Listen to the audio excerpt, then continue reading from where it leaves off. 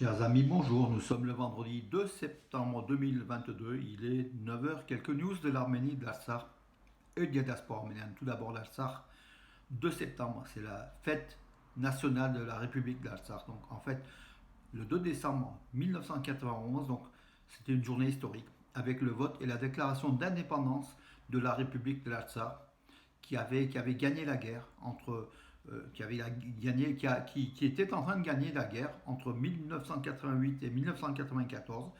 Après, donc, en mai 1994, il y a eu un cessez-le-feu contre l'Azerbaïdjan et la République de l'Artsakh était née, indépendante, voilà, avec la volonté du suffrage universel du peuple de l'Artsakh qui a voté à une très très grande majorité, donc l'indépendance de l'Artsakh. Ensuite, il y a eu la guerre d'avril 2016 et puis la dernière guerre de 44 jours en Artsakh. On sait que ce fut catastrophique pour cette République de l'Artsakh qui a perdu plus de la moitié de son territoire en fait, hein, sans compter les territoires limitrophes de sécurité. Voilà donc où on en est. Araïk Haroutunian, le président de la République de l'Artsakh, a fait un message aujourd'hui, donc à l'occasion de cette journée de l'indépendance. Il y aura des commémorations partout, donc à Stepan, Panaket, en Arménie aussi, hein, donc pour commémorer cette date qui est quand même historique, encore une fois, l'indépendance de la journée de la République de l'Artsakh. Et nous irons ce soir, donc à 21h, suivre à 20h, pardon, suivre la troupe symphonique donc de l'Artsakh à Lyon, donc voilà, qui se passera donc dans le centre Tumo donc les technologies de l'information made in Armenia, qui s'exporte très très bien. Et voilà, donc c'est le conseil régional donc avec Vauquier, Laurent Vauquier, qui nous invite, qui invite donc des personnes à assister à cette soirée donc de concert, mais en cette journée de 2 septembre donc 2022, c'est une journée particulière puisque effectivement c'est la journée de l'indépendance de la République de l'Artsakh. Voilà, le ministre des Affaires étrangères de l'Artsakh, David Babayan, tiendra des consultations à Washington. Donc, il va aussi donc à Washington. La cause de la population arménienne de l'Artsakh est de plus en plus entendue, hein, il faut quand même le dire, par les Européens, par les Américains. Les Russes l'ont déjà entendu depuis longtemps, mais c'est vrai que seuls les Russes sur le terrain font un peu la loi, qui font régner la paix. Mais Stepanakert cherche aussi des alliances effectivement ailleurs, sachant que c'est quand même compliqué entre la Turquie et l'Azerbaïdjan. En Turquie qui est membre de l'OTAN, trouver une alliance américaine, ça va être compliqué pour notre justement ministre des Affaires étrangères de la République de l'Artsakh, David Babayan, qu'on a rencontré il y a 3 ans et qu'on aura peut-être la chance de le rencontrer en octobre avec la délégation valentinoise emmenée par Nicolas Daragon, le maire de Valence. Voilà. Il y aura sans doute une rencontre à Goris, puisqu'à Stepanakert, aujourd'hui, il nous est interdit d'y aller. Donc, c'est très compliqué pour nous, en tout cas, en tant que journaliste ou en tant que délégation officielle. Voilà. L'information donc, du jour de la journée d'hier, c'est Rouben Vartanian. Vous savez, le milliardaire arménien qui a consulté les référiques de Datev, qui a fait beaucoup d'œuvres, qui a aussi créé des œuvres caritatives, hein, donc beaucoup de choses pour l'Arménie. C'est un Arménien de Russie qui est très très riche et voilà, il a décidé, c'est quand même une première, de renoncer à la citoyenneté russe et de s'installer en Artsakh. Voilà, il va s'installer en Artsakh. C'est un exemple, vraiment, c'est une très bonne nouvelle pour l'Artsakh. Par contre, renoncer à la citoyenneté russe, je ne sais pas pourquoi, c'est peut-être dirigé, on ne sait pas si c'est dirigé contre Poutine ou autre, mais en tout cas, c'est un peu plus compliqué puisque les forces russes sont aussi en Artsakh. Voilà mes amis, en tout cas le fait que Rouben Vartanian s'installe en Artsakh, c'est une information majeure pour la République d'Artsakh. Il veut consolider cette République d'Artsakh. Il dit que c'est un moment, c'est le Sadarabat, hein, c'est la guerre à la vie et à la mort de la population de l'Artsakh. C'est le moment d'y être, de consolider nos positions et de soutenir le peuple d'Artsakh par une présence physique. Voilà, bravo, il a la chance de pouvoir le faire. Nous, malheureusement, on n'a pas fait ce pas-là. Je dis malheureusement parce que c'est compliqué quand même.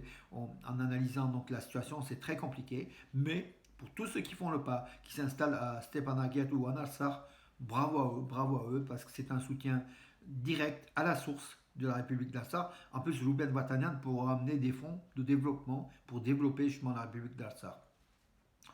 Donc un fait divers quand même, qui est un couple de Turcs éméchés, alcoolisés, ont créé un véritable scandale à Vedi, donc le village de Vedi, hein, qui est dans la région d'Ararat, pas loin de Horvilap, près de la frontière turque. On ne sait pas comment ils étaient venus, ce couple turc. Et à la gare, donc à la gare de Vedi, ils ont créé tout un problème. Donc il y a eu des bagarres.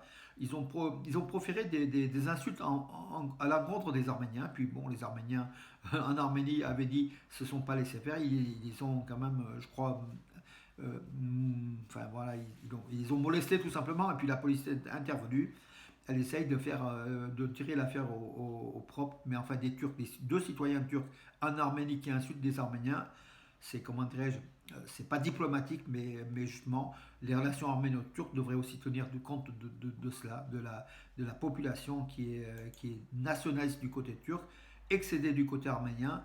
C'est aussi des arguments, voilà, donc dans ces négociations à prendre avec des pincettes, parce qu'en fait, l'amitié entre le peuple turc et arménien ne se fera sans doute pas très très vite, du fait du génocide, du fait des génocides, hein, parce qu'il n'y en a pas eu un seul, il y en a eu aussi en 1894-96, il y a eu Adana en 1909, il y a le génocide de 1915 à 1923, il y a aussi le génocide de la guerre de 44 jours en Artsakh contre la population civile arménienne de l'Artsakh, avec bien sûr des drones turcs, et puis l'état-major turc qui était présent et qui a donné lieu à des crimes contre les Arméniens. Et aujourd'hui, on veut faire la paix.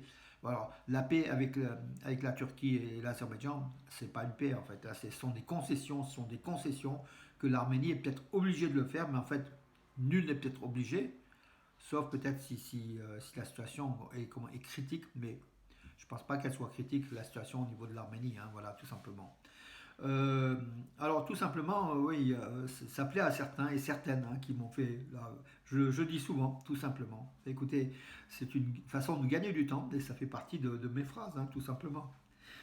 Voilà mes amis. Et puis donc le Ara Fidanyan, donc c'est le vice-responsable de la police d'Arménie, a donné des détails sur l'incident et le suicide qui s'est déroulé en mairie de Massis, donc dans la mairie même, la nuit.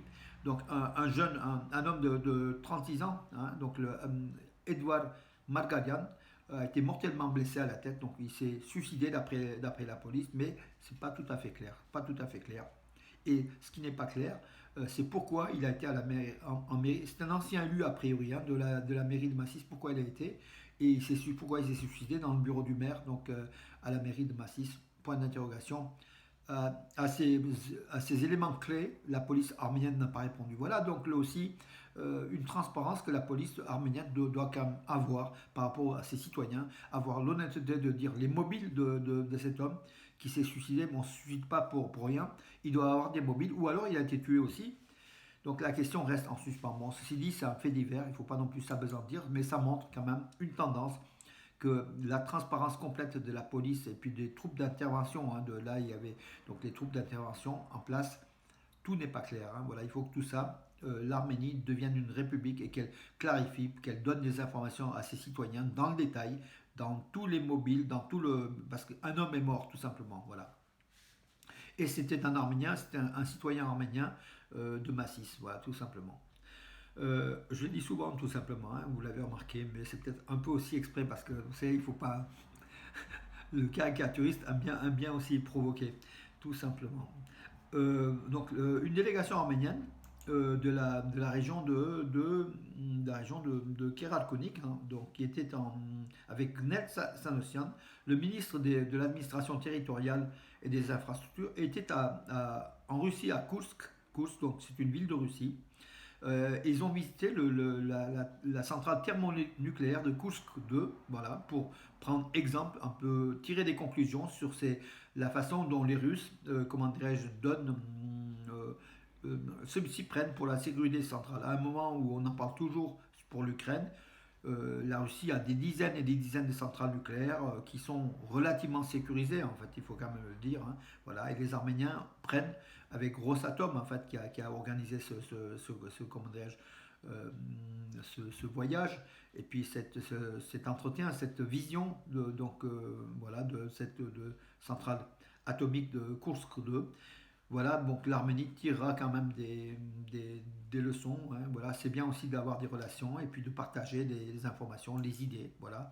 Et c'est très bon pour l'Arménie qui essaye de voir la possibilité d'une nouvelle centrale nucléaire, thermonucléaire, puisque la centrale de Mesamol, qui date de 1979 ou 81, qui a fait son temps et qu'on essaye de maintenir, d'entretenir. Paraît-il qu'elle n'a pas très bien vieilli, elle a plutôt bien vieilli du moins, voilà. Mais dans tous les cas, il faut penser à une nouvelle centrale, puisqu'aujourd'hui, l'énergie nucléaire, malgré tout, revient à la mode au détriment, bien sûr, de tous les écolos, de tous ceux qui professaient le solaire, l'éolien, toutes les énergies douces et les énergies que l'Arménie essaie de développer. Il faut quand même en parallèle développer le solaire, par exemple, et l'éolien, surtout le solaire, hein, l'Arménie étant le pays du soleil. Voilà, mais une centrale nucléaire, c'est quand même 40% de la production d'électricité donc de l'Arménie, c'est quand même important pour le pays, pour le développement économique du pays. Voilà mes amis, écoutez, j'en ai fait le tour. Que dire d'autre? Écoutez, pour aujourd'hui, je n'ai rien à dire. J'ai déjà pas mal dit, mes amis, et je vous donne rendez-vous à demain. Tout simplement.